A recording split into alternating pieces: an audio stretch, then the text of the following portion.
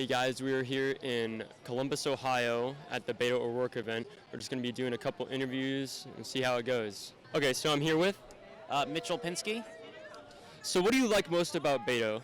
So one of the things that I really like the most about Beto is I really like how he really is blunt in confronting the issues. For example, when you look at the previous Democratic debate, even though all the candidates did talk about different solutions for gun reform, his were the most direct. While, I think it may take some time before we do get there. I think at the moment we need more like red flag laws than universal background checks. I really do support a buyback program in the future. Would you be for the mandatory gun buyback program? At the moment, yeah, eventually yes, I would be for them. Actually, not a mandatory, but an optional buyback program. I would be for an optional buyback program. Beto has said that he wants to get rid of the AK-47 and AR-15. He hasn't really stated any other firearms other than those two. What other firearms would you like to see be on his list? Okay, so I just think just one major misconception. I know that some people have. So, for example, the AR-15, it does not stand for Assault Rifle 15. It stands for Armalite 15, which is a semi-automatic weapon. Now, I'm not too familiar with the specifics from the from the assault ban. It was either 94 or 96. 94, yeah. 94. But I would eventually, down the line, like to see something like that. And everything, yeah. So with the 94 one, it wasn't a confiscation. It was just a ban on the import, export, and sale of them. Would you be more for that or more for a somewhat of a confiscation that Beto is somewhat for? I would definitely more like the 1994. Whereas I think I think Beto's. I really like the idea. I just, I think the Second Amendment is here to stay. So really, I would support. If anything, it's got to be optional. But yet again, what I do love about Beto is he's not afraid of these big, bold ideas. And I really do wish that some of these other elected officials in Congress, such as Senator McConnell, would even consider even smaller ones, such as red flag laws, or also universal background checks. Actually, in fact, even here in Ohio, we currently have two bills, Senate Bill 183 and 184. One of them is a red flag law. One of them is a universal background check. So really, I really just want to see more of those smaller things being passed. Really, the way that I look at it is we start small with that, and then over time, we would maybe get to a optional buyback program, not mandatory, optional. So how do you think of Beto right now? He's good. I like him. Do you think he's going to win the election in 2020? Not in 2020, no. Do you think he'll run in any other future elections? Yes, and then he might have a better chance later on. So would you be for or against a mandatory gun buyback program? For, 100%. And why? Because they're military-grade weapons and civilians don't need them. They're for military use, not defense, not hunting. There's no use other than to kill people, and we've seen those in mass shootings. So what firearms are you talking about? Military-grade like ARs, AKs. I don't really know guns that well, but anything that's like military grade that's not meant to be for civilian use, I would take. The AR was created by Armalite Rifle in around the 50s, and then they didn't have enough sales. It was created for police and military use, and then they ended up selling the rights to that to Colt, the firearm manufacturer, and then they made it for police and civilian use, and then they took on that same platform and created the fully automatic M16, which was used in like Vietnam. Yeah, However, I would take that too. There's no need for that. You cannot hunt. All you need is like a pistol for defense in your house and like a shotgun to hunt. Other than that, you don't need any weapons. Well, I mean, with a shotgun, that's more birds. Birds, yeah, deer. Well, deer, you can't. I wouldn't do anything to a deer. I have no idea, to be honest. I just know that shotguns with and pistols for defense, but other than that, there's no need for weapons. Okay, so what do you think about Beto O'Rourke right now? I'm a really big fan. I'm an environmental science major, so his stance on climate change is a big part of why I would want to vote for him. I think he said all the right things that Democrats want to hear, but I also think he's moderate enough to win Republican votes too, which is important. I really like him right now just because he and I share a lot of the same values and traditions, and so I'd really like to see him win. I think what he said today was really impactful and landed with a lot of the people here. very true. So would you all be for or against the mandatory gun buyback program? I'm for strong gun control, so I'd be in favor of that. Literally no question favor. Like, no question. In favor, absolutely. Yeah. Okay, so what firearms would you want to see be banned and confiscated? AK. Anything. That's not a gun. AR-15. There we go. AR-15. AK-47. AK-47. Okay, sorry. But literally anything that's unnecessary. You don't need that to hunt. So, Semi-auto, and like in total, semi-automatic weapons. So would that include basically every single for self-defense use?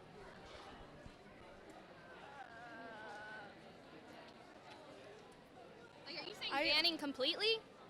Well, he's calling for a mandatory gun buyback on semi-automatic firearms and weapons of war. And the firearms he said that are weapons of war aren't weapons of war, like the AR-15 and the semi-automatic AK-47. So those are unnecessary. That you don't need that for self-defense. You're not going to be walking around with a big gun. Well, what about home defense? Like, you need that in your home? Like, isn't a pistol enough? Like, Not really, because one shot doesn't always do the trick. An AR-15 bullet is really meant for vermin hunting. well, if they didn't have the guns and we didn't have the guns, there'd be no guns. The government would have the guns, and the police would have the guns. We don't want to be on this Why? because it doesn't seem like our viewpoints. Supremacists and tyranny from the government that we obviously see in President Trump and Vice President Pence. My question for you is, why do you oppose the Second Amendment right to semi-automatic firearms that I want to use to protect myself? Yeah! And how do you plan to take my AR-15 without violating the First, Second, Fourth, and Fifth Amendment? Considering, of course, that bad guys do not follow the law, they won't turn in their guns. That's right. Especially if I do turn in my gun, I'll be less safe. Especially against the racist and homophobic white supremacist Nazis that you mentioned. Let me ask you a question because I genuinely want to understand your point of view. Are you saying that you need an AR-15 or an AK-47 that can do the kind of damage that I described at the outset of this meeting to protect yourself in your home or to protect yourself from those who would do you harm? Absolutely. And why is it that any other kind of firearm or weapon not made for military use wouldn't work? Well, the AR-15 isn't for the military, though. You're saying the AR-15 is not made for military use? It was made by Armalite, and then they didn't have enough sales, and then they sold it to Colt. And then Colt made it for police and civilian use, and then they made the M16. From other veterans who served in Vietnam, who used the military variant of the AR-15. Or I just read from the creator of the AR-15, who said that he designed this for use on a battlefield. It was not intended to protect us in our homes or to hunt. But it is now. Would be unedible if we used an AR-15. There is an intellectually honest current in American thought that says that Second Amendment was written for us to be able to bear arms against our government or a tyranny that we may oppose. My reading of the Constitution, the Second Amendment, and U.S. history is that that issue was decided in a courthouse called Appomattox in Virginia at the end of the Civil War. And no longer can we expect that we can arm ourselves sufficient to overtake our government. A government that spends $750 billion a year to arm themselves. So no AR-15, no AK-47 is going to be sufficient. So you asked another important question. If we're able to pass a mandatory buyback for these weapons of war, how would we enforce it? I mean, I think just like any other law, I would expect our fellow Americans, AR-15 owners and non-AR-15 owners alike, to comply with the law. If anyone was flagrantly violating the law, then we would have to make sure that there were consequences in the criminal code for them. But I'll tell you what, so many owners of AK-47s and AR-15s, including Republicans who would never vote for me otherwise, have come up to me and said, I don't need this to hunt, I don't need it for self-defense, I understand that this weapon is part of the problem. And in the same way, we would never allow someone to have a bazooka, or or drive a tank down the street because you just don't need it in civilian life in America. This is going to be our last question. And thank you. I'm sorry if I didn't coordinate to get to you. Beto, I have a question for you. One quick question. Okay, hi, I'm Donna, and as an immigrant myself, immigration is a very important topic to me, and I could never imagine if I came to America at a different time what would have happened to me. So what is the plan to aid the immigrants currently in cages, and a plan that will be immediate, along with what we can do to aid the immigrants with the stigma around them? Yeah. Thank you, Donna. Beto, is your security team going to start using Nerf guns once you ban AR-15? It's not your turn. So,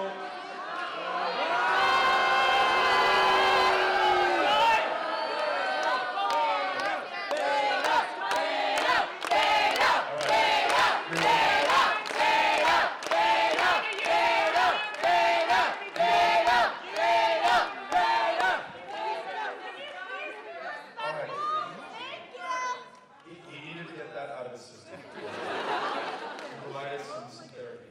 But you asked the question, how do we change the mentality? And though we would like to take some satisfaction in blaming this on Donald Trump, and he's absolutely the worst of this tradition.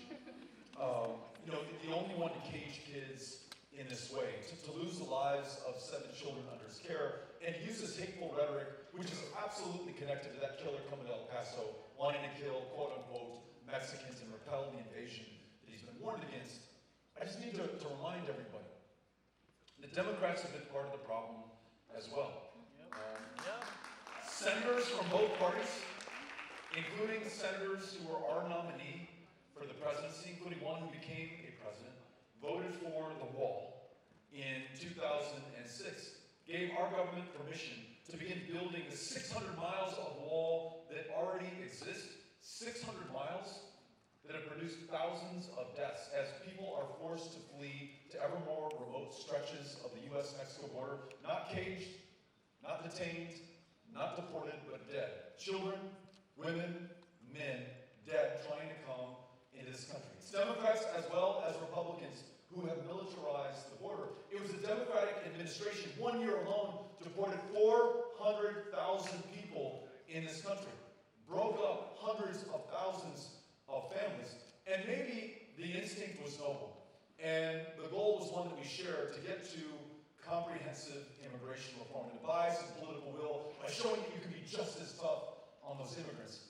But it purchased us absolutely nothing except for their misery.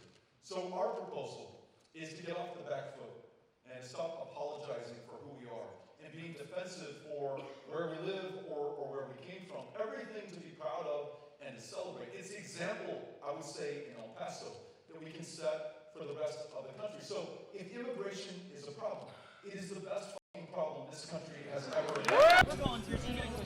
Thank you. You all volunteered for the event. Thank you so much. All right, we got to get him out. Just over here. We will. So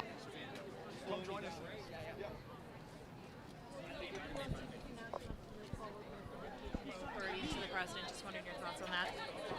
grateful that we're moving forward. And when I say we, I mean America. This is beyond party, beyond politics, beyond the polls, beyond the next election. It's making sure that we follow the Constitution, that we save this democracy, and ensure that we keep this country together.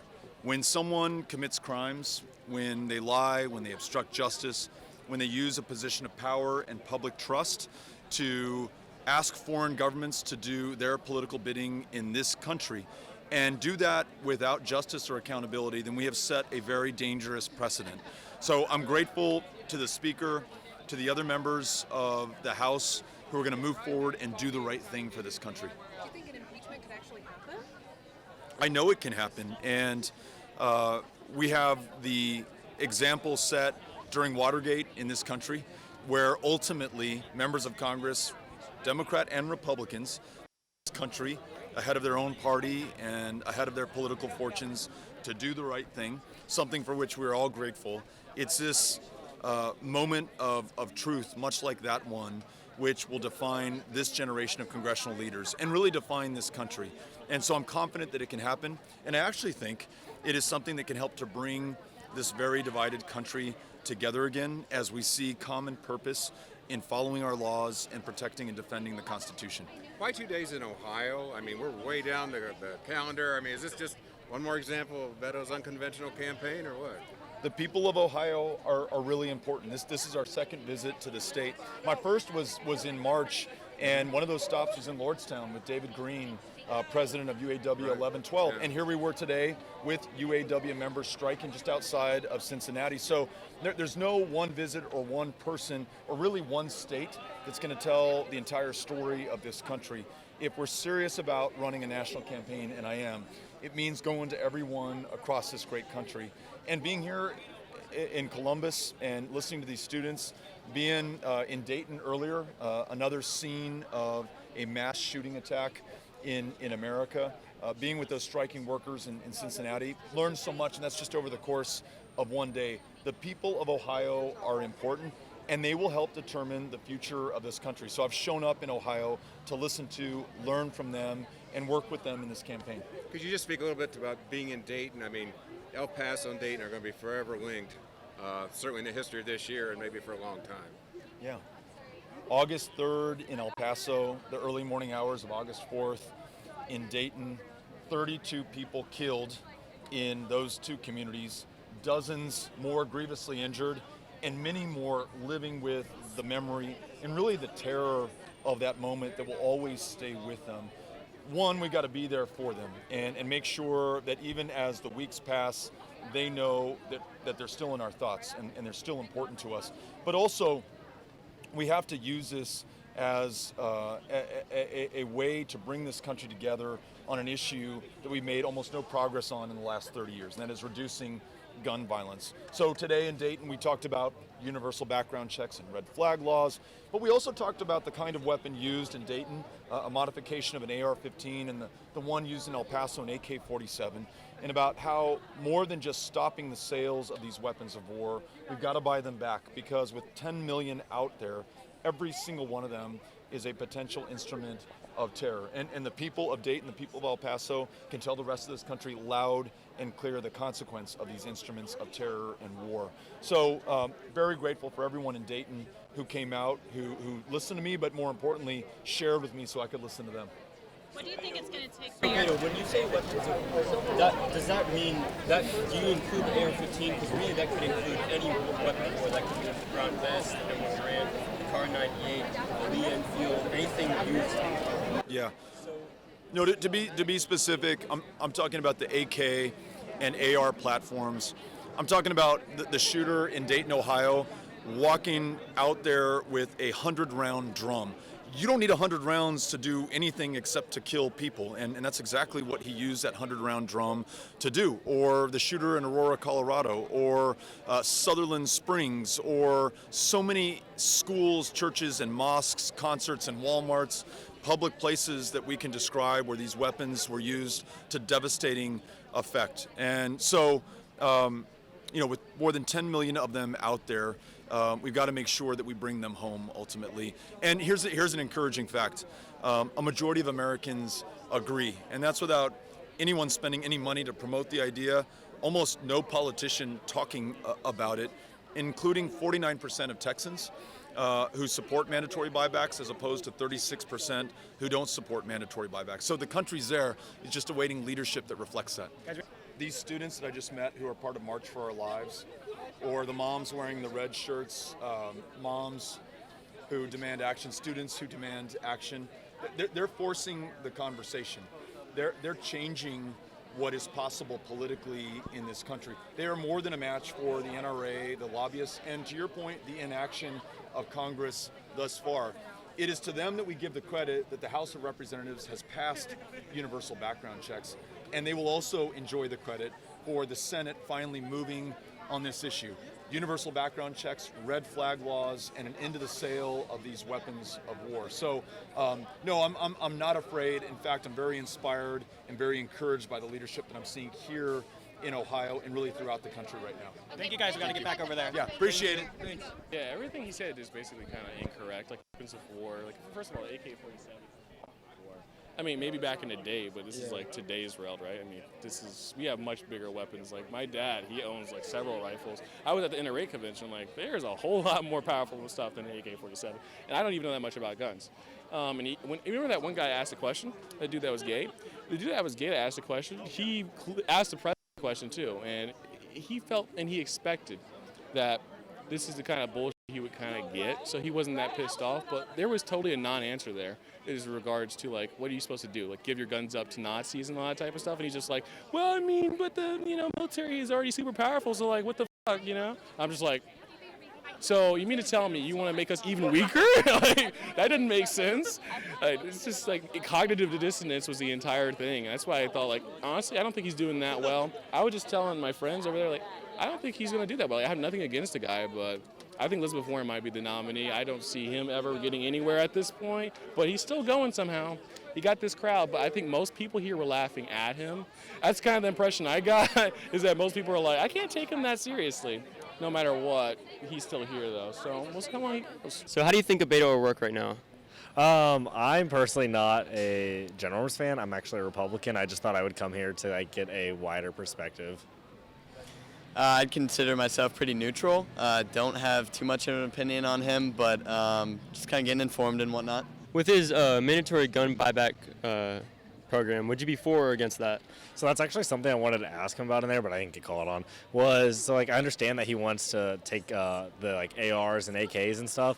I'm a senior in high school right now, and I want to be a high school teacher. So something like that means a lot to me, like safety of kids. So I was gonna ask him how does he also plan on I don't know if that's going to accomplish the goal of protecting kids in the school, because people can get other guns and stuff. So I'm wondering how is that really protecting people when people can get other guns? I feel the same way to an extent. I do think though his analogy that he used about why would anyone need a tank to drive down the street, I did like the logic he used there, and I feel like I might use that in the future, but I don't really disagree with anything Rafi said. I do think it's a step towards the future, but yeah, there's a bigger issue there, I think.